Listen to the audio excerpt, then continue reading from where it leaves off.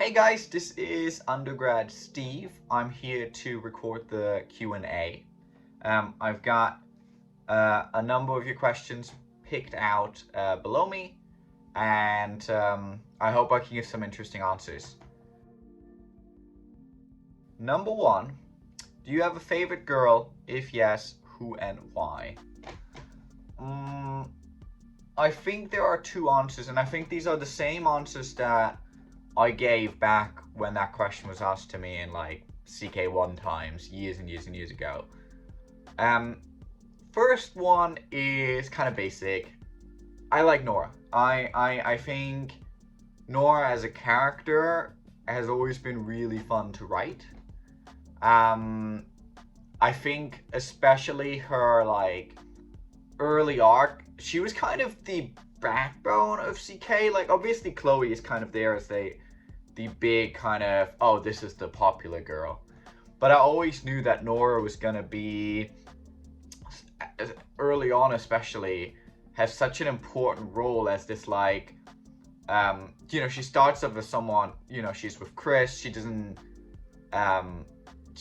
like, she's not very nice to you early on, she does not care for you whatsoever.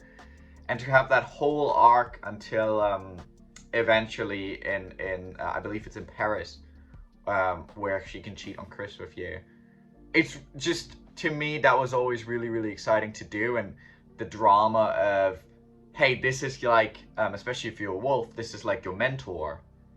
But also you're kind of have feelings for his girlfriend. All of that was really exciting to me. Obviously, like, her smoking on the rooftop at night is kind of this iconic image at this point, and I remember writing that scene and when it first time she did the smoking and seeing it rented out, and it was so, I don't know, it was just so cool. It was like, holy shit, but my real favorite is Emily, and she's not a fan favorite. In fact, very few people like her. But for me, early on, the drama of Emily kind of, having cheated on you, and then seeing how that unfolds, and I think, because she's very bratty, is very fun to write. So yeah, for me, Emily and Nora. Emily always has a spot in my heart as just like, she's not meant to be a likable character, right? She's not meant to be that, but I think there's something about her that's just really fun and interesting for the story, especially early on. And a special shout out also to Penelope, who's very fun to write for, who's very fun as like, just so quirky. Number two, did you create the cast of College Kings from scratch, or were they based on real life people and interaction you had with them? When I began, a lot of the characters were loosely based on people I knew. Obviously, they may not look the same, their names have changed, and it's not even that I took, oh, this is exactly this person, but there's definitely an element of, hey, it's helpful to have kind of a seed, or when you're writing someone, you're like, what would this person, I'm not sure what Penelope would say, going back and saying, actually, what would this person that I know that is kind of similar to Penelope, what would they do in this situation? I think can be really helpful in terms of keeping them authentic, and I think CK does a good job at like keeping these characters grounded, and I think their human core and their real core helps with that. That being said, because obviously CK is its own universe, the characters have evolved so drastically over time that at this point, they don't resemble anywhere near the trajectories of some of the people that they may have shared an original seed with. So I suppose, yes, there's an element of that. I definitely think if you're writing characters, it can help having a baseline it doesn't have to be a real person, you know. It can be as well like, oh, I like this fictional character, you know. I love Jesse from Breaking Bad, and this character is gonna be Jesse-esque, and I think that can be really, really helpful. Next question. Will Autumn, Amber, and Lindsey be expanded on? I assume this is for College Kings 3. It's very hard to say, because all of these are cool characters, and CK has so many. Equally, I want to introduce maybe some new love interests in College Kings 3. Also, College Kings 3, I can't say too much about it yet, but I'm very excited about being able to take the game firmly back into my hands with everything that I've learned and the writing of it, and understanding that I am now a different person than I was, you know, when I was 20 and started writing CK the first time. So I've evolved, and therefore the storylines and the characters have also evolved for what College Kings 3 will be. I think it's going to be really, really exciting. But for these 3 particular characters, it's hard to say, because I haven't, you know, I'm going back and forth, and I haven't really locked anything down to say that for certain. It'll very much depend on if I feel like they are conducive to an interesting part of the narrative. And we will see what happens. I wish I could give a better answer, but the reality is I don't want to make any promises because I don't know. That being said, you know, they may appear at least in cameos or short segments. They may be huge characters, I don't know. But if they do appear, then yes, you will get some deeper insight into them, because College Kings 3 aims to kind of do some things differently and tonally differently than CK 1 and 2 did, which is, to me, very, very exciting. What's your favorite comfort food?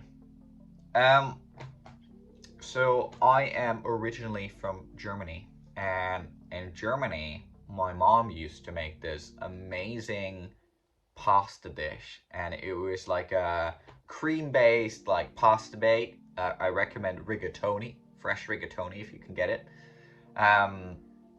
And you put like a bunch of peas in there, some chicken in there, and I like even get this like special like German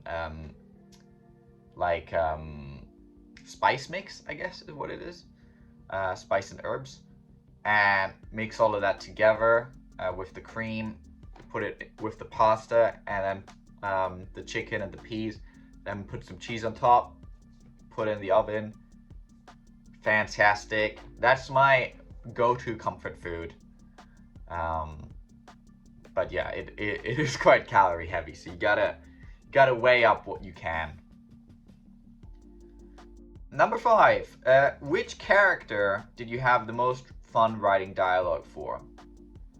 So obviously, like, for the girls, I've already said, Nora, Emily, Penelope, they are all my favorites because they are the most fun to write, because they have the most interesting storylines and the most interesting way they talk. Nora being, especially in the beginning of CK, so just easily annoyed with you. Emily being so bratty, and Penelope being so quirky. But actually, my most favorite characters to write for, my number 1 is Cameron. I love Cameron. He's my favorite character in all of CK. I think he's so fascinating because he's got such short temper, but I feel like, you know, he's a good guy deep down. He just has such bad emotional control. Grayson as well, super fun to write. Obviously, complete psychopath Grayson, but so interesting to write, and he's so villainous in many times, and he does so much horrible shit. And that's very, very fun for story. And then Imre is just, he can be really, really funny. And being able to bring that out, and also when he's more serious, and what that means, because when Imre is feeling serious, that's how you know it is a serious situation, if even he won't joke. So those I find the most fun, for very different reasons. But Cameron is just, I don't know, I have a lot of fun with these characters. What made you want to do AVNs in the first place? So I've done businesses my entire life. I did my first business when I was like 16. Even before that, I had like little things as a kid. I had like I was selling little things I created on our staircase. Like horrible, not you can't even call them paintings. I mean, I was like 6 years old or whatever. But like arts and crafts stuff, and I'd put them up on the staircase every night with like a little 50-cent sign next to them, and my parents would like shop through. But then when I was 16, I had like a little t-shirt business with my friend's face on the t-shirts, which was very funny. We even got a teacher to wear it. That was back in high school. I had all kinds of businesses. I had like a student magazine. I had at one point I had when I just got into uni, I did like a sleeping subscription box and a habit app. So I did many businesses, pretty much all of which did not do particularly well. In fact, the last business I did before I started pretty much working on College Kings, I just lost £2,000 that my dad had loaned me, and that I had to pay back, but no way of paying back because I was a student with no income. So pretty much my entire life done one thing. I played games, but I wasn't like, I wouldn't necessarily classify myself as like a stereotypical like gamer. Like I wasn't all about games, but I did enjoy playing them with my friends. But I've actually never heard of AVNs. Didn't know they were a thing. Never played them. And then I was really burnt out. And this was about when COVID hit. And this was like the summer of 2020. And I was really burned out. And I kind of legit thought I might not ever do a business again. Because I was like, man, this is just too much. I just want to like make something artsy, or like, become a waiter or something. Like live a simple life. That didn't really turn out well. But then I saw an ad for this app called Episodes. And it was on like my friend's Instagram or whatever. He was looking through, and I saw this ad for Episodes, and it was like this like mobile app, and it was like there was this big image of like, oh, there was a guy proposing, and then he says like, will you marry me, and you get to pick yes or no. And I thought that was such an intriguing concept of like, because I played like games like MOBAs and stuff like that, and the occasional shooter. I hadn't really played many narrative games.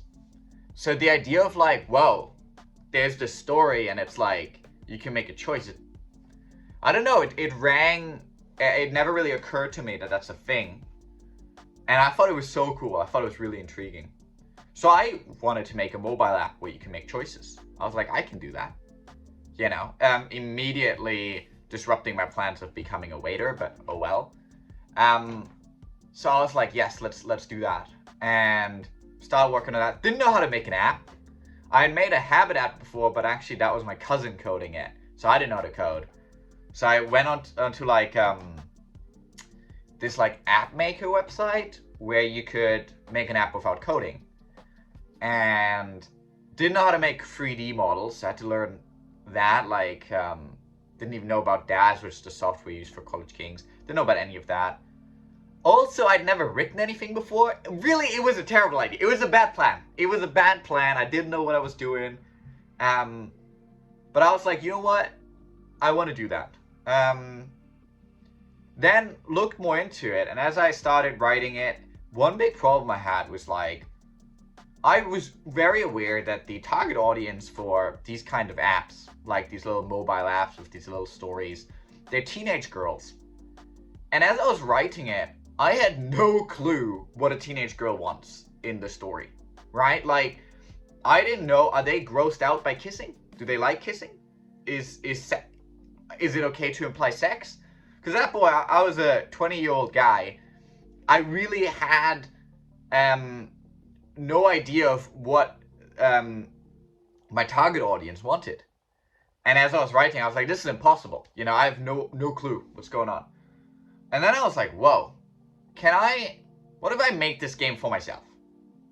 You know, what if I make the same thing, but instead of targeting it at what it's usually targeted, I targeted it at, you know, guys in their 20s, you know? Certainly kissing would not be off the table then, you know? I was like, and so I looked more into that. And then I found AVNs. And I was like, oh, this is a thing. You know, there are these story-driven games that are meant for an audience that is a bit more mature and also typically male-dominated and wants to see sex and kind of more darker themes and more mature themes and all of that. And I was like, this is so cool. I didn't know about this. And I think the first AVN I played was called Milfy City. And yeah, I was like, whoa, this is really, I really enjoyed it. I was like, then I played a few more, and there was definitely like,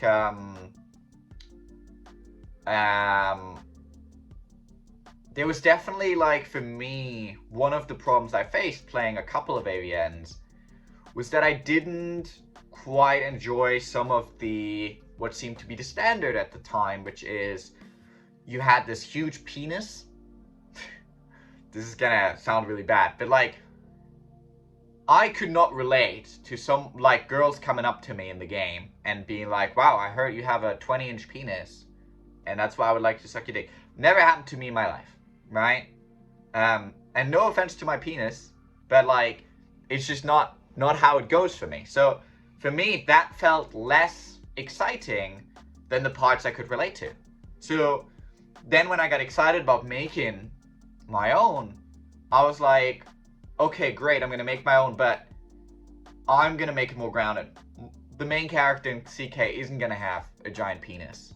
And he's not gonna be this awesome guy, at least not to begin with. He's gonna, you know, when CK1 starts, he comes to this college, and fighting is how you get girls and how you become popular, and he's scared of fighting to begin with, you know, and he's just like, not really a hero, and that really intrigued me. But yeah, so that's what got me excited about it, and the more I looked into it, the more I was like, okay, great, I worked for a month on the teenage girl version of the app, and then I switched to, I was like, no, College Kings is what it is, and it kind of all came to me within a few hours, and I was like, oh yeah, I got excited about it.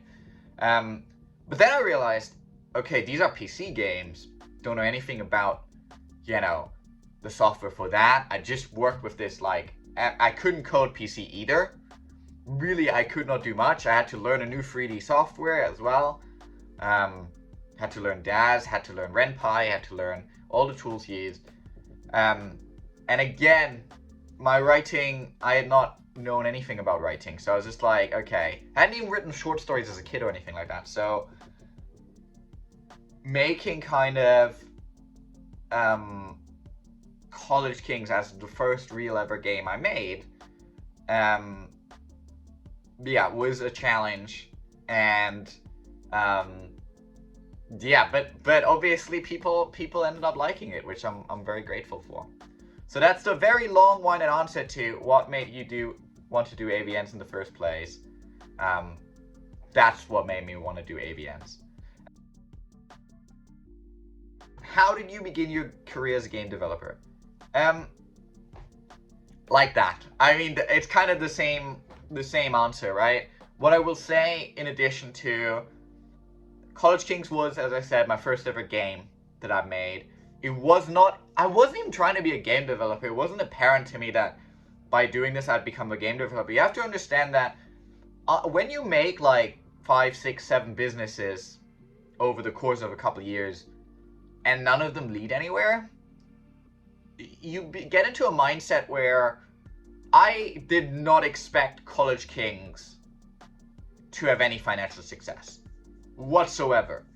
In fact, out of every project that I've made in my life, this was the one I was the least confident about. Because I was like, every other project I've made, I had some kind of insight into. I was doing market research. I was good at what it did. I had a background. I had some kind of correlation to it. With this, I didn't know anything about the AVN space. I didn't know how to make games. I didn't know how to write. I didn't know how to make art. I literally had nothing going for me. I didn't analyze the market. I didn't do anything. And so I was like, this is really just me being curious about this thing. And I'm just gonna do it because I have nothing else to do, right? Like, it was COVID times, you're just sitting at home. I was like, all right, I'm just gonna do this. So I'd never ever in my life, even while making the College Kings demo, was like, oh, I'm gonna be a game developer, that's gonna be my career. I legit thought like, this is kind of cool, I want to see what happens. You know, like, let me just make this. Almost like you'd like, just like paint in your free time or make, you know, do something for fun that you never expect going anywhere. Yeah, so that's how I began it. It wasn't a conscious choice. And it's kind of crazy to me that now 5 years later, I'm this game developer and I run a game studio, and it's like, how the hell did I end up here? It's great, don't get me wrong, but it's just like I was so unprepared for this journey. But nonetheless, I'm very grateful. How can we as a community support you and your passion, apart from the obvious answer of with money? Great question. Now I feel kind of bad because I didn't say it about the other questions. All of your questions were perfectly adequate, guys. Thank you so much. Very interesting. There's a lot of ways, actually, you can support us. One of the big ones is community activity and kindness and hype and excitement, right? Like, being active in the community, talking to other community members, making other people in the College Kings community feel good, talking to them, talking about the game, you know, being excited when there's a new release, having some activity there, on our Discord, on our Patreon, on our wherever, is really great because it makes the community feel alive. And it's something, when you have a game going for so long, where you definitely have ebbs and flows. And it feels bad when you're in an ebb and it's like, oh, you're releasing something, but people aren't as excited about it or talking about it as much. And that makes it really hard as a developer to kind of stay motivated. My favorite things is reading, you know, even though I don't always interact, but just reading what people say about a release or about a story twist or about a character, and that's something I'm really looking forward to with Murders Mistresses, seeing what people feel about it and what they say about it. So there's a really big thing where you can, being hyped, being excited, being positive, being kind to other members and to the team, that does huge things in terms of support, and it's really important. Beyond that, honest feedback is great. We tend to do feedback surveys after releases, after demos, etc. Entering those, being very honest. You don't have to be rude to be honest, but you can be honest and kind. You can be like, hey, it's great that you're doing this. This is what I felt. This didn't make me feel anything. This I had a struggle understanding this character. I didn't enjoy this interaction. Or I really love this. You know, you don't just, feedback doesn't just have to be negative. But telling us what you liked and what you didn't like and why, incredibly helpful, because we might not always be able to change everything. And it's not always helpful for us as well to make a better game to just chase random opinions. But it can be sometimes that I had an intention, and my intention wasn't what arrived at the player for reasons that I didn't know about, right? Like, oh, you made this really cool character, but he comes across very differently, and that's not actually my intention. And it's like, oh, a lot of people feel that way. That really helps me improve as a writer and as a developer, and for us as a team. So, honest feedback and reviews. Steam reviews especially, very helpful. They are wishlisting, reviewing, interacting with us is really great for the algorithm, and it's what pushes our games forward to be seen by new people, and what ends up having more people buy them. I mean, buying a game with, you know, hundreds of great reviews is always going to feel better than buying one without them, right? So from a consumer perspective, and Steam obviously pushes games that are played and reviewed and stuff like that. So that's another thing where you can help. The last two things would be positive messages. I get a lot of wonderful DMs, and I see a lot of wonderful positive messages in comments and in Discord channels and in reviews, and they are great. You guys don't know, maybe I don't say this enough, but you guys don't know how much of an impact that makes on someone, on me, and on the team.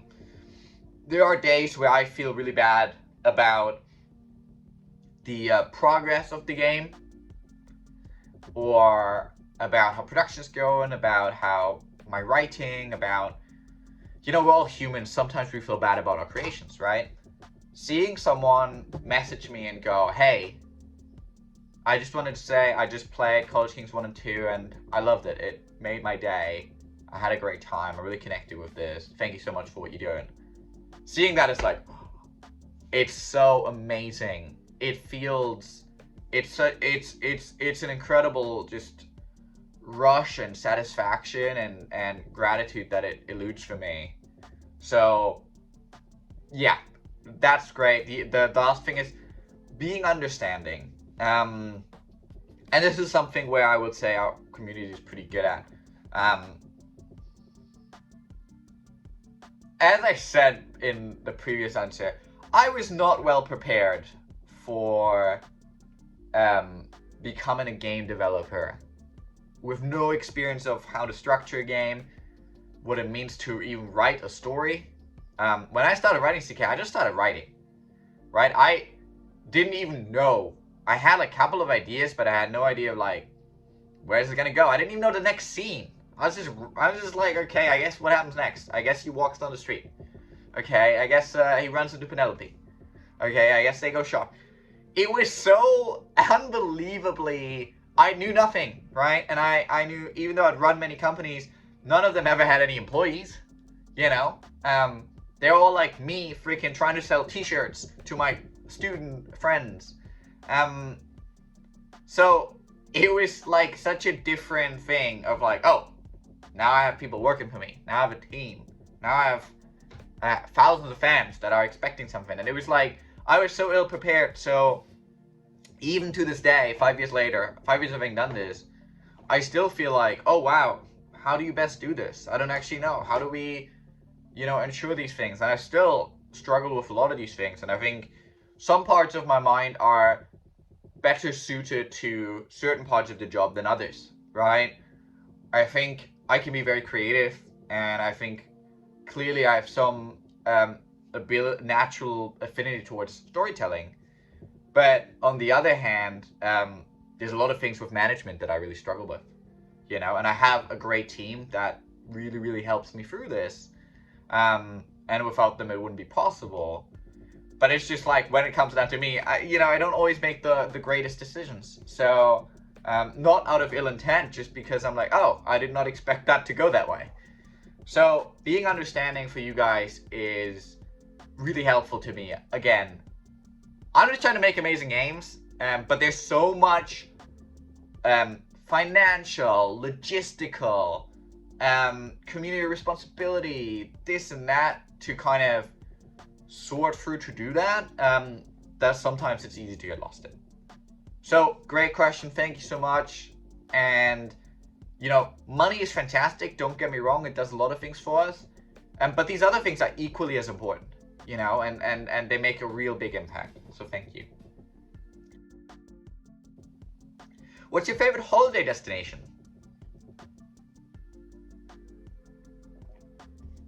I don't know why I took a dramatic pause to drink my coffee after that. It's not even coffee, I don't know why I said coffee, it's tea. Anyway, what's your favorite holiday destination? Wales. What you have to understand about me is, I don't like to take holidays. I don't know if I talked about this before. So I have autism, and for me, a lot of being far away from my own home for extended periods of time, it's just not enjoyable. It's not something like, if you were like, hey, the company runs itself, you could chill, you could travel the world, you could be anywhere, you could go to some beautiful islands or wherever, you could go to the Bahamas for a couple of weeks and just do nothing and just chill and enjoy a holiday, and it's fully paid for. That does not sound exciting to me. In fact, I would rather not do that than do that, even though it's paid for and everything's sorted and I have to do nothing and luxury hotel, whatever you want. It doesn't sound appealing to me. I really feel, I love where I live in the countryside, and I'm very, very grateful to be able to be in such a wonderful place. And I feel like with my mind, because I make different games and I make, smaller creative projects as well. I also recently started hosting a D&D campaign, and playing D&D for the first time. That's a whole, I'm just going off track here. But I spend a lot of time in worlds that I've created in my mind. And so I feel like travel all the time to these different places. And my imagination is quite potent. So I really, when I come back, it's like, whoa, I've just been somewhere else. And being in a, whether it's a College Kings or Murders Mistresses world or a D&D world or wherever, it, for me, is enough, more than enough stimulation. When I do go away, and I do occasionally go away, it's pretty much exclusively to Wales. Occasionally I'll go to Scotland or whatever. But I like to go for, I only live a couple hours drive from Wales. So driving there, love all parts of Wales, been everywhere. Favorite part is Snowdonia. Going there and really being able to appreciate the beautiful nature that it is. And again, being there, I'll go to like a cabin in the middle of nowhere, and then I tend to create because I love creating. I absolutely adore it. I went there on writing retreats. I don't always work on games there, but I will always try to create something. I tend to be excited about it, and then mix that in with beautiful nature walks and hikes and stuff like that. That's my kind of holiday, and I have currently no wish to do anything else. It sounds fabulous to me. How do you deal with creative blocks? I'm also aware, my God, the time it is, I'm recording this for a long time. It's 30, I was there like, oh, we only picked out 12 questions. But I'm like, I'm on question 10 and it's 34 minutes in. Jesus Christ. I was worried. I was like, man, isn't this 12 questions? Am I not gonna answer these in like 20 seconds each, you know, and then we're gonna have like a 5-minute video. But no, okay, anyway. How do you deal with creative blocks? I have a lot of creative blocks all the time. And what I do is step away. You gotta step away, in my opinion. I go for a lot of walks. I go for at least a walk a day, sometimes 2 or 3. I take a lot of breaks. That's something I've been trying to get better at. I switch projects. I always have some kind of hobby project on the side. You know, whether it's just making something for fun, or like just a game prototype I'm toying around with, or a painting, or a poem. You know, whatever it is, or D&D at the moment, right? Being able to switch back and forth between College Kings 3 and D&D when I'm in a creative block is fantastic. But if it becomes more difficult in a walk, or some time off, or a weekend off, or whatever, or a drive is great as well, or even some journaling and reflection, if that doesn't solve it, I tend to go back to my original goals. And this is something that really helped me with Murders Mistresses. I'm someone, I care very, very deeply about what the community thinks. And sometimes that's to my detriment. And it's easy to say, go like, oh, you know, like, you can't make everyone happy and this and that. It's easy to say, but when you have fans that adore you, and then when you make something, you can tell that they're not coming from a bad place, but they're just genuinely sad that their favorite game series or whatever has taken a bad turn. And they're genuinely just like, as people, unhappy, like, you've made their day worse because you couldn't deliver on what you promised. I take that to heart. That's really hard for me. Especially when it's like due to my own shortcomings or something, you know. It's a little bit easier when it's like extenuating circumstances, but when it's like I made a decision, and the decision I made actively made a lot of my fans unhappy, and I consciously made that decision, not realizing what it was gonna do, I feel bad. So what I tend finds to happen to not let the pressure of that and the expectation and kind of my own kind of you know, worries about financial, you know, things and stuff like that get in the way of my creativity is go back to my original goals. Why am I making this game? What am I trying to say here? What am I trying to get out of me? What do I want the players to experience? You know, going back to that, you know, going back to the very like core, starting with the why, I guess, in this situation, you know, Simon Sinek, can be really, really helpful. And the other thing, and I've done this, even on College Kings 3, scrap your work. If you feel like, so there's 2 analogies here, and you could either think of a maze, or you can think of math, which is local maxima. So a maze, obviously, if you think like of a maze on the back of a cereal box or whatever, right? Sometimes you go down a path and you hit a dead end. And the only way to get to the right path is to go back. That's probably a better analogy. The local maxima analogy is the same thing, but it's like if you have a graph and it kind of goes like this, and you're here on this peak and there's a higher peak over here, the only way to get to that higher peak, is called a local maxima, is by going down so that you can go back up. Both of these analogies say the same thing, which is that sometimes you can't just push forward in order to get to a better place. Sometimes you have to go back.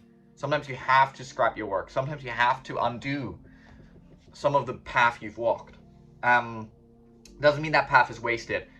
But sometimes when I'm at a block, it's that something is fundamentally not working. And I need to, if I don't change the fundamentals, I'm never going to overcome this block.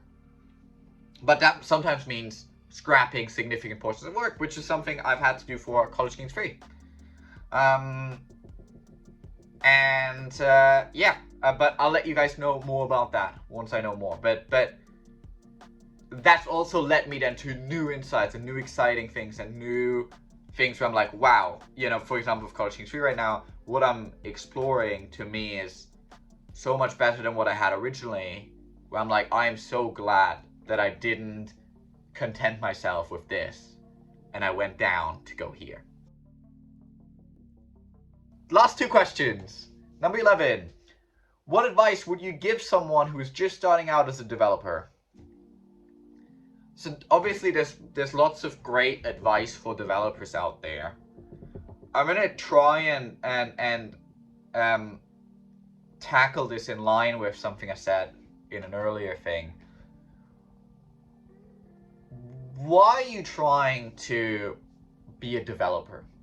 And actually, so one thing that always helps me, so there's some very good, like, I guess, are they philosophies? Some very good structures around, thinking structures about going a layer above. And essentially the idea is like, go to the meta layer, try to understand why is it you're doing this thing, like go a layer above, zoom out. But what I also like to do for myself is zoom in and go a layer below.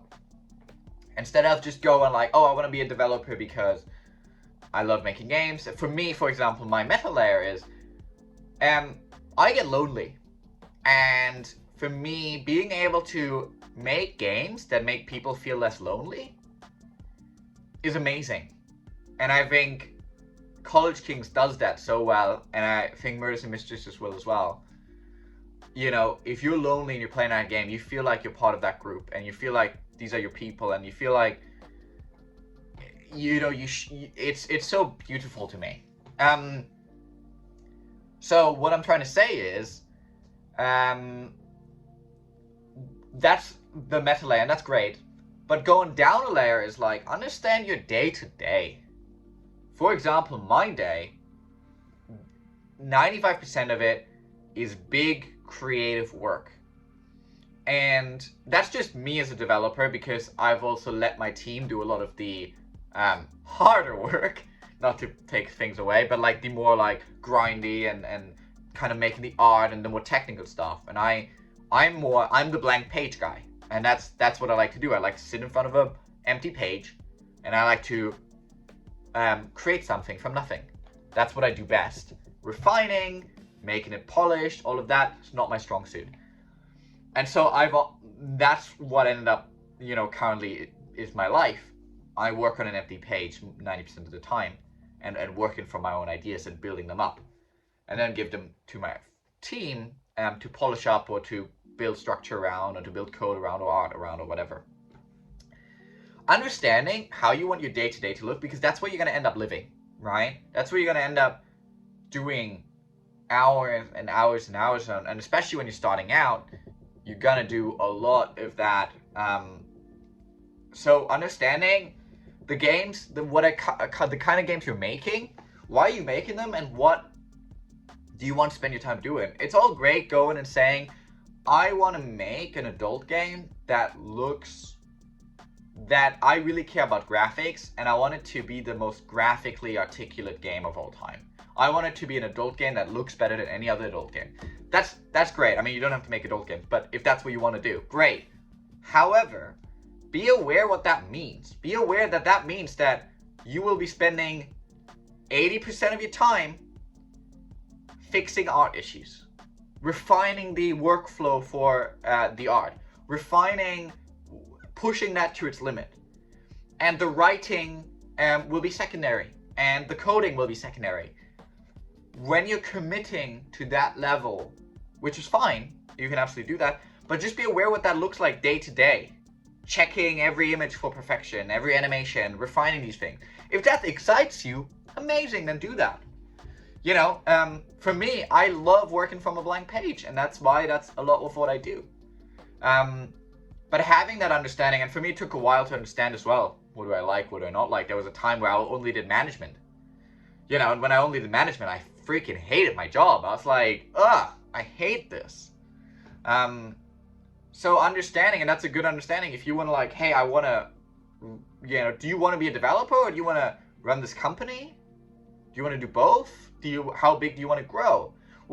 Understanding what your ideal day-to-day looks like? Practically. Not just, oh, I want the money, I want the reviews, I want people to be happy. But like, that's great, but it doesn't make a difference in your day-to-day.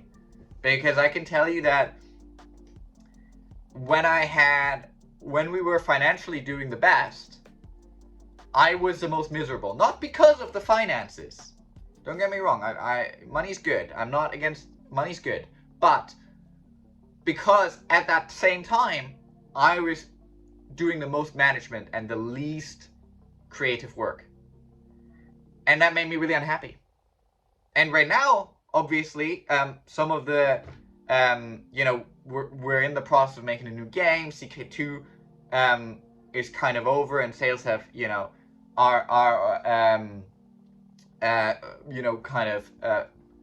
going down. It's not the same hype as when CK2 first launched, 3 years ago. So financially, we're not in the great spot, in the amazing spot we were in 3 years ago. But I am so happy and excited about the projects we get to work on and making, that there's no way in the world I would switch with that guy that, 3 years ago, had significantly more resources. But my God, did he fucking not like his job. You know what I mean? So, what advice would I give to someone who's starting out as a developer? Know what it is you want to do day to day, and you can make decisions based on that.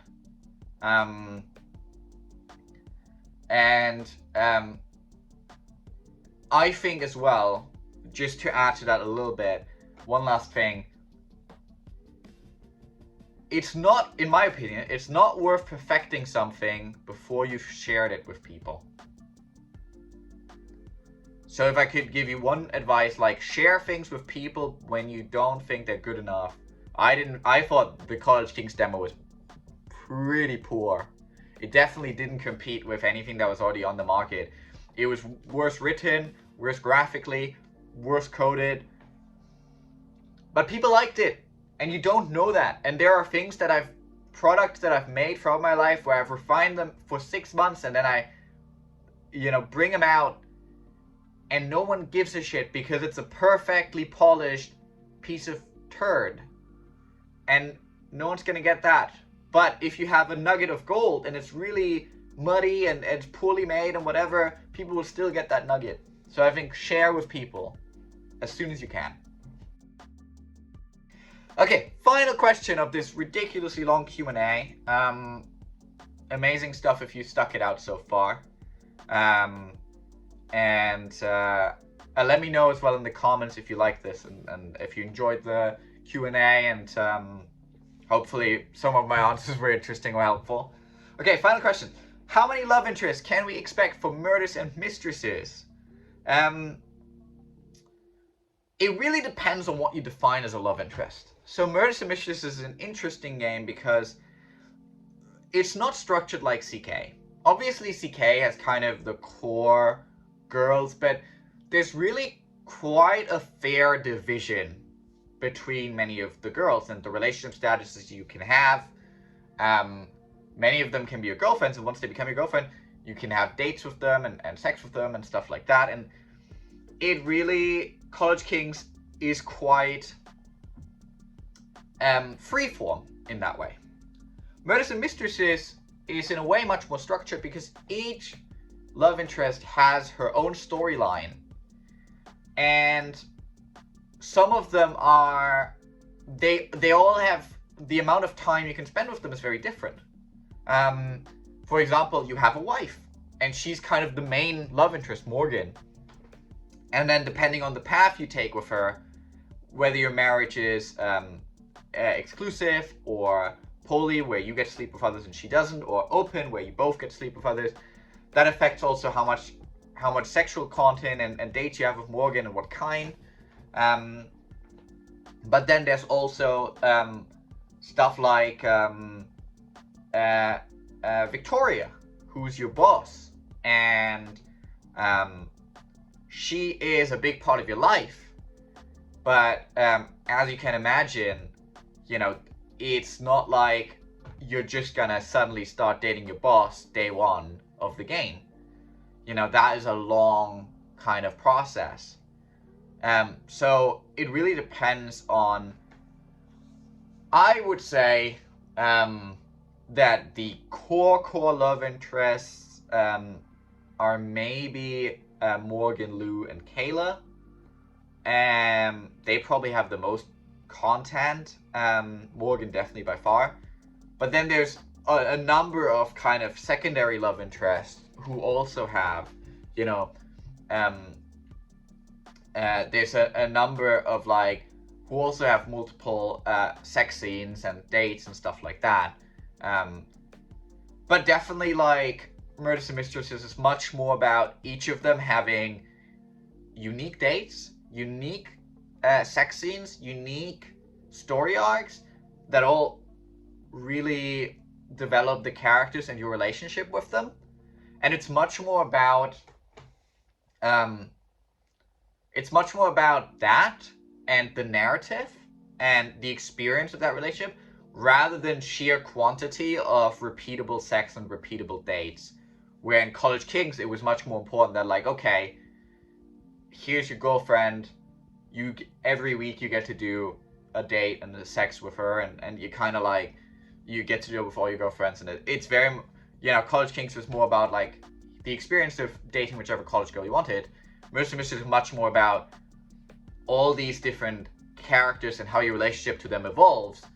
And some of them you have this intense relationship with, but there may be much less sex, or only one date, or this throughout the entire game. But you know, it's much more about the characterization off of this. But that being said, kind of free core, maybe free more like side love interests, and then maybe more like, then there's a couple of just sex interests as well. So a number of different ones, but it depends on how much content you're expecting. The game's much tighter than CK, but hopefully that also means to me there's not a single filler scene or filler line of dialogue. It is all, you know, exciting to me at least. Cool. Thank you guys so much for your questions.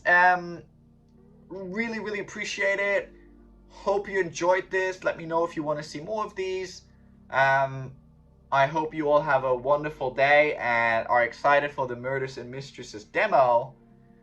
More of when that's coming will be announced soon. Thank you guys so much. Bye bye.